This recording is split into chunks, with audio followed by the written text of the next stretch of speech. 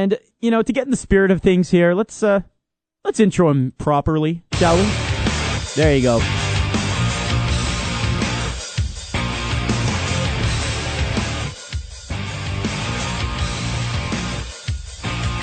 Joining us on the program from parts unknown, originally from Montreal, though, the host of MMA Meltdown on the Fight Network, co-host of Game Time Decision on both MavTV and GameTV, and, of course, the host of Sports Rage on MorencySports.com. You can follow him on Twitter.com/SportsRage. We welcome back to the show Mr. Gabriel Morency. How you doing, sir?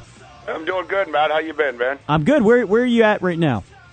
Right now, I'm actually sitting in a TV studio in Las Vegas, Nevada, and I got to update my Twitter profile. I've actually tried to a couple of times, and it doesn't update the status. But yeah, you got it pretty much all right. I don't have MorencySports.com going anymore, and Sports Rage of Morph Sports Rage with another radio show here called Vegas Wise, and I'm not doing doing the drive show, I guess so. It's 8 o'clock Eastern, 5 o'clock local here on Fox Sports Las Vegas as well. See, I got a lot of stuff going on, man. Now, hold on a second. Vegas-wise, that rings a bell for me. Is there a gentleman by the name of Jorge involved in that? Yeah, Jorge Gonzalez. Yeah, I know Jorge. Tell him Matthew Ross says hi. Yeah, he's actually a champion handicapper. He's won a few contests in the past, and yeah, I will. Yeah, Jorge's a good guy. Me and him have been buddies for years, and I was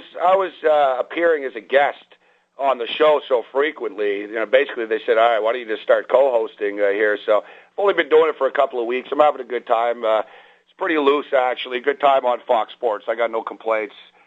All right, now in terms of your show on which can be seen here in Canada, I believe Game Time Decision is channel 274 on Bell. Yep. I have that channel at home. 274. I think on Videotron's channel 59 as well. It's weekdays. They keep changing the time actually, but now it's on weekdays at 5:30 on channel 59 or 274 in Montreal. What do you got for MMA Meltdown on the Fight Network? I know Dave Simon's here in studio. He hosts Ringside Report here. He's got ringsidereport.net as well. So we try to fit in some MMA. What do you cover on that show? Dave's breaking loose, man. I saw it. I'm happy for Dave. Dave's a great guy. I know his show's doing real well. He's getting great guests on, and yeah, we've been doing the MMA show on the Fight Network for a couple of years now, and we have a lot of fun with it. We actually just finished taping today. But as Dave knows, I tell you, Matt, booking MMA guests is the worst, man. These guys are terrible. Like they forget, their phones are off. Like it's a real pain in the ass, actually, doing an MMA show. It's a lot of fun, but dealing with the fighters is a real hassle, I got to be honest. I'm in the middle of that today. Like, guys' phones are off. It's always something, I swear, man. I've had Jerry Rice on. I got Mike Ditka on. No problem. I can't get, like, a preliminary undercard fighter. Well, Gabriel, we know you keep. I see on your Twitter feed, you keep track of the CFL, and a lot of interest certainly on the gambling side of that as well. Crazy start to the year. What are your thoughts early on? Yeah, I'm not doing too well in the Canadian Football League. It's tough. It shouldn't matter where you are in the world, especially with the internet. You can break down any league. And I do well with the Arena Football League, and there's no Arena Football League team here. But I got to be honest, I'm having a hard time with the CFL. I think I'm like 2-6. I had the Winnipeg Blue Bombers the other night. I can't get into the groove. One thing I've noticed, high scoring. Seems like the scoring is back. That's definitely the trend early in the Canadian Football League. We're seeing a lot of points being scored. I've watched the games actually. I've seen almost every game this year. There's a few I've missed, but. Me personally, from a gambling perspective, I'm just not making any money on the CFL. There's no news about it here, right? I don't know. I mean, TSN do a great job with the CFL, so you're kind of on top of it. You know what's going on with the practices and throughout the week. It's hard for me to cap this stuff and break it down because I'm just not getting the information that I need. Well, you lost 2 quarterbacks in that Winnipeg game, so you can't be too hard on yourself there. Yeah, they're just terrible. The one thing with the Canadian Football League, it never changes. Like, teams are just terrible. Yesterday I had the Argos. I didn't even see the game. I was at the boxing match last night at Mandalay Bay, but It's a bad bet with the Argos, I'm telling you. My CFL picks are terrible, man. All right, well, NFL-wise, odds for the Super Bowl are out. Stefano, throw out who you got for the favorites on your site you're looking at here. Green Bay at 13-2 odds. Yeah, you like any of the favorites? You got an underdog? Who do you like? Yeah, well, personally, I'm not big on future plays. Just myself. I'm too impatient, man. I can't even wait for Pop-Tarts to pop out of a toaster. So let alone put my money and have it tied up.